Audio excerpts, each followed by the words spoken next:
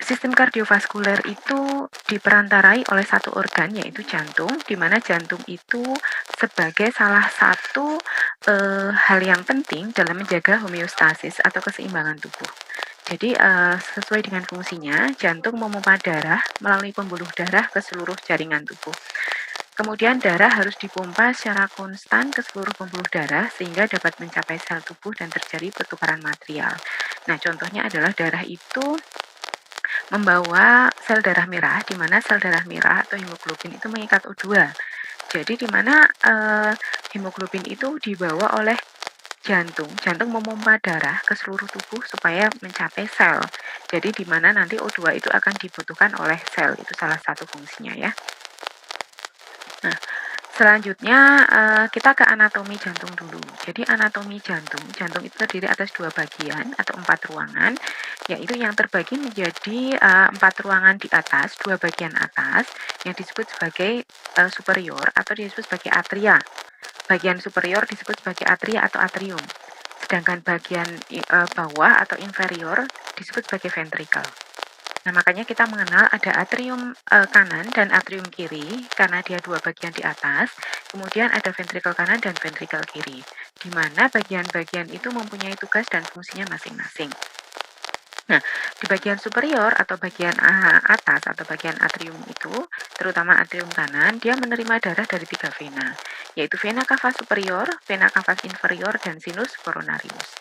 Sedangkan ventricle kiri, dia menerima darah dari paru melalui vena pulmonalis. Nah, untuk karakteristik ventricle kiri lebih besar dan merupakan ruangan jantung yang paling tebal. Nah, ini adalah gambaran dari 4 ruangan jantung tersebut ya. Bagian superior, yaitu yang disebut sebagai atria atau atrium, terbagi menjadi 2 sesuai dengan sisinya. Kalau sisi kanan disebut sebagai atrium kanan, yang sisi kiri disebut sebagai atrium kiri.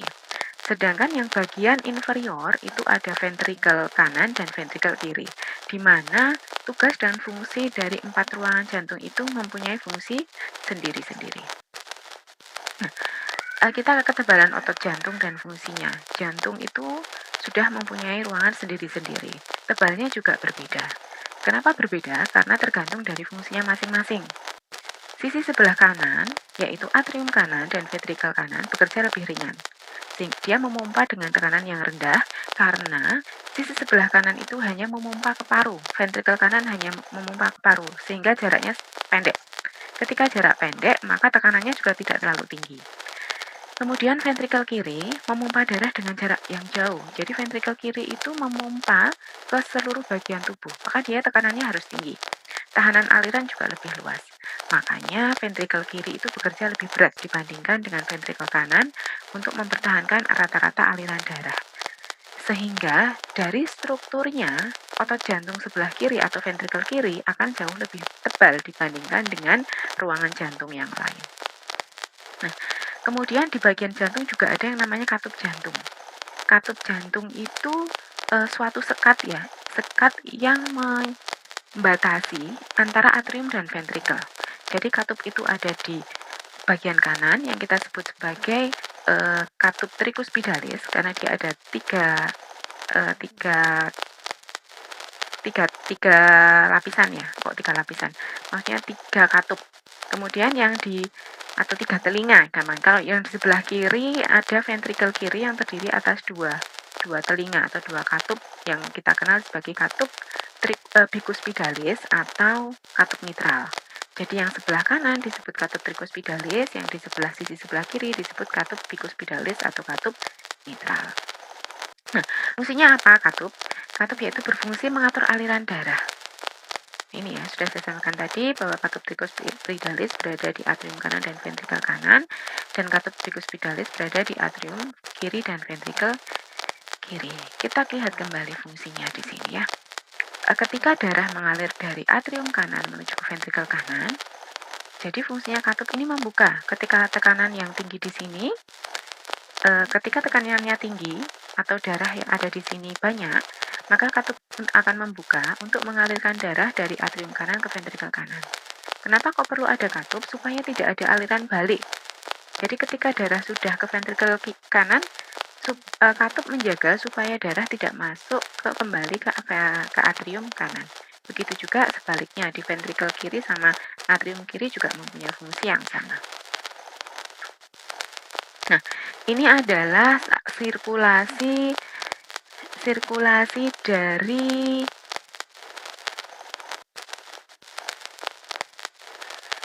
ini adalah sirkulasi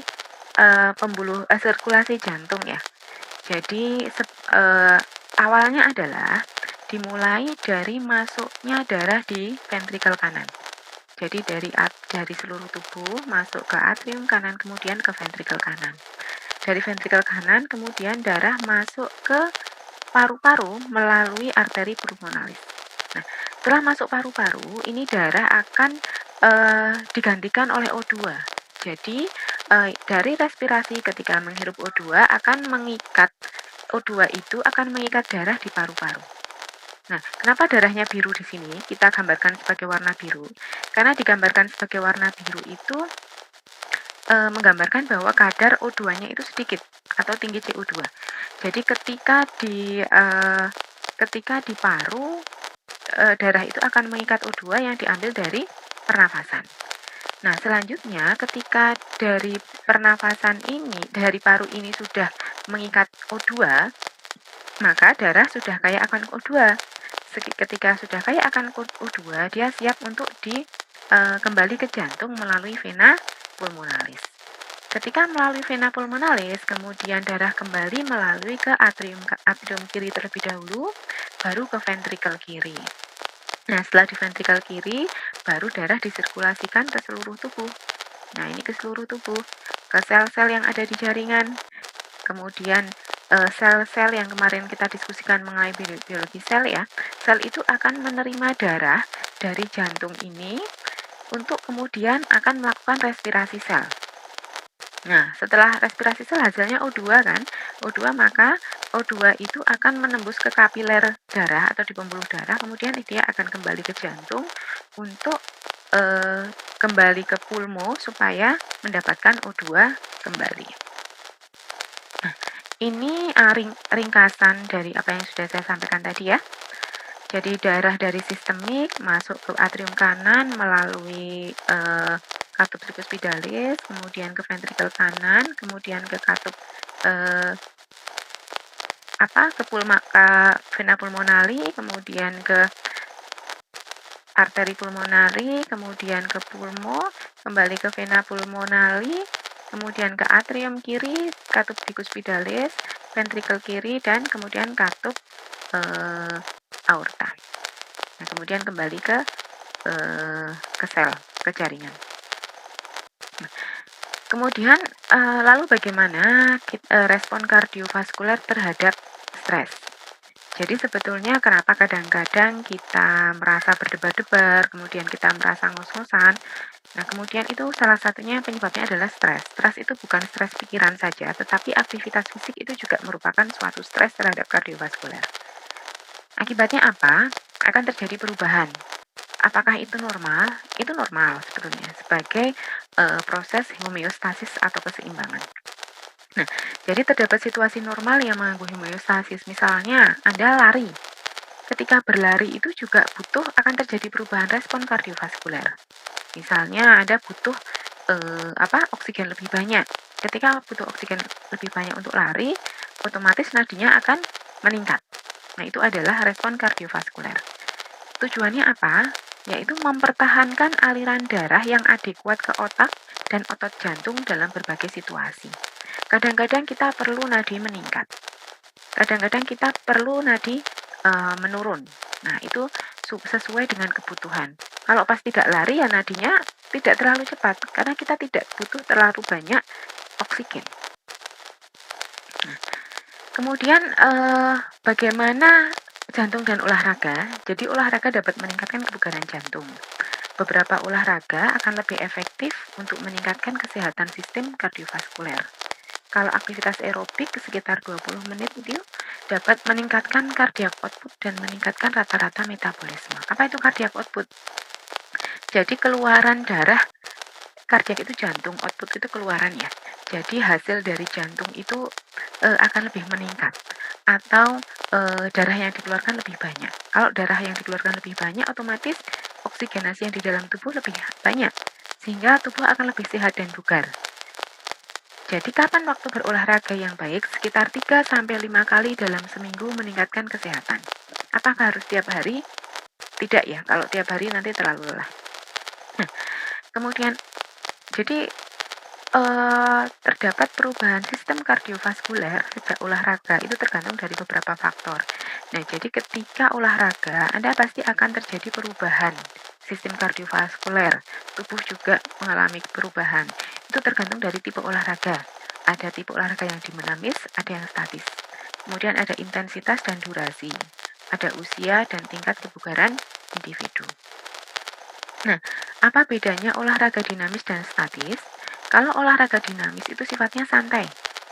Nah, peningkatan kardiak outputnya tidak terlalu signifikan.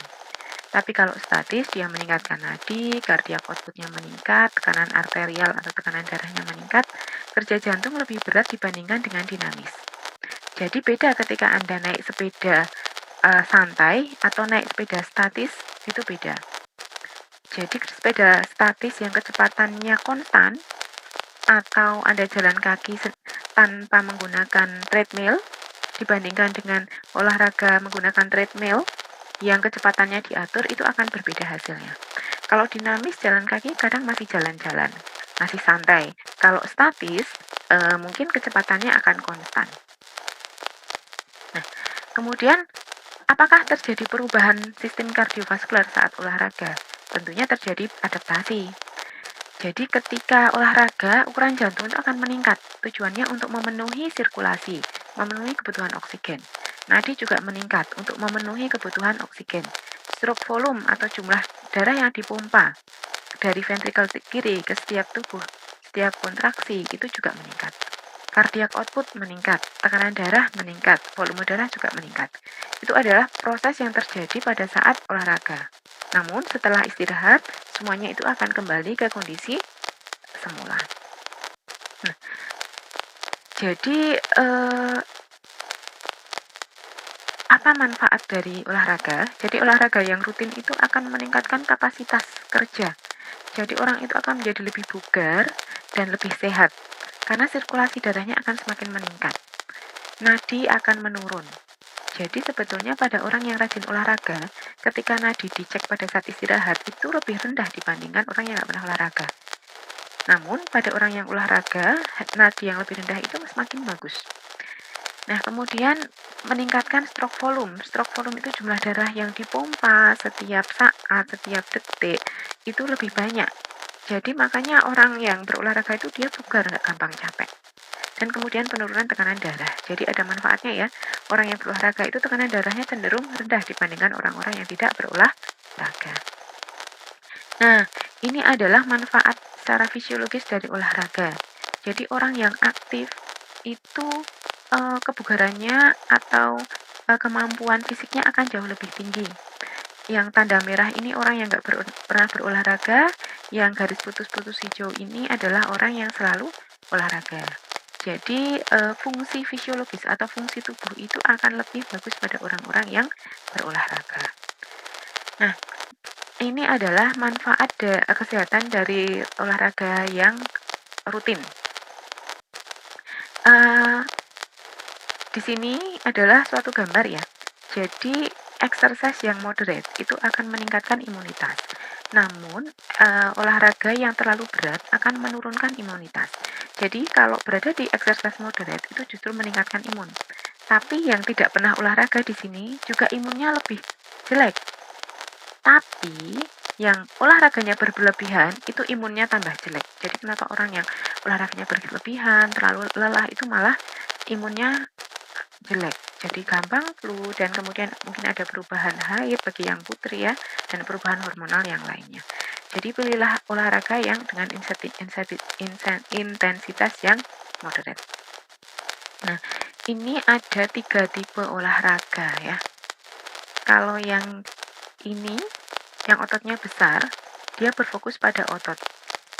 Namun jantungnya belum tentu besar. Tapi kalau olahraga yang seperti ini, Jadi tiga tipe orang ini itu mempunyai kondisi jantung yang berbeda sesuai dengan kebiasaannya.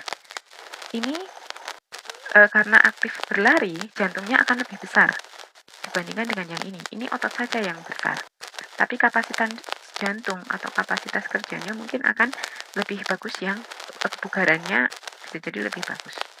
Kemudian ini orang yang sedentary lifestyle, santai ya, olahraga tapi santai, mungkin juga akan berbeda. Jadi setiap individu itu akan mempunyai kondisi jantung yang berbeda sesuai dengan aktivitas dan kegiatannya. Nah, nadi dan training zone. Jadi kalau Anda berbicara masalah kebugaran, maka yang dilihat adalah nadi.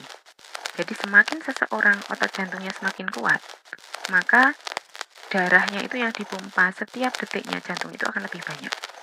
Jadi seseorang yang bugar atau fit memiliki nadi yang lebih rendah dibandingkan seseorang yang tidak bugar. Misal ya,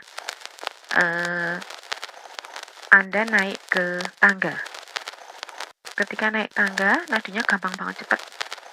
Kemudian sudah istirahat 1 menit atau 2 menit, kok nadinya tidak turun, masih berdebar-debar terus. Itu artinya Anda tidak bugar.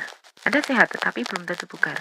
Jadi jantung yang bugar itu biasanya kalau misalnya naik tangga dalam waktu 1 menit atau 2 menit itu nadinya sudah mulai turun. Nih, ini adalah nadi maksimal. Kalau misalnya olahraga itu ada tujuannya ya. Apakah Anda mau meningkatkan kesehatan atau recovery karena sakit? Ya Anda harus di very light ini. Kalau ingin menurunkan berat badan ya ada di sini. Loh, kenapa kok 50-60%? Ini ada rumusnya. Jadi rumusnya adalah nadi maksimal adalah heart rate 220 dikurangi umur. Jadi heart rate maksimal adalah 220 dikurangi umur. Jadi kalau misalnya 220 dikurangi umur, tinggal dikalikan 50-60%-nya. Jadi dikalikan 50-60%-nya. Jadi nadinya dalam batas apa? Kalau ingin meningkatkan aerobik, meningkatkan kapasitas performance, ya di moderate atau hard.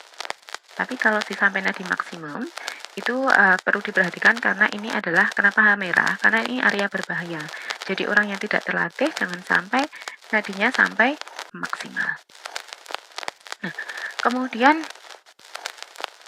ini ya target zone yang saya tadi sampaikan ya. Anda mau berada di zona aerobik yang tujuannya adalah membakar lemak atau anaerobik. Kalau anaerobik sekitar 80-90% itu hasilnya adalah asam laktat. Hasilnya asam laktat nanti hasilnya adalah pegel-pegel semua. Kenapa Anda kok olahraga saya kok pegel ya? Berarti Anda di zona ini anaerobik. Kalau olahraganya nggak pegel, kemudian tidurnya Anda ada di zona ini.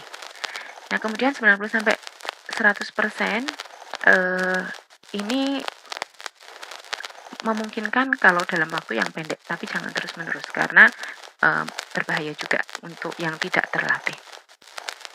Nah, bagaimana kondisi kardiovaskular pada lansia? Nah, jadi pada lansia itu akan terjadi perubahan struktur. Meskipun pada lansia tidak mengalami hipertensi, namun tetap akan mengalami perubahan struktur, seperti perubahan berat jantung dan ventrikular hipertrofi. Ventrikular hipertrofi itu apa? Jadi pembesaran otot pada ventrikel, khususnya ventrikel kiri. Nah, terima kasih, mungkin itu saja dari saya terkait dengan sistem kardiovaskuler. Mudah-mudahan bermanfaat. Wassalamualaikum warahmatullahi wabarakatuh.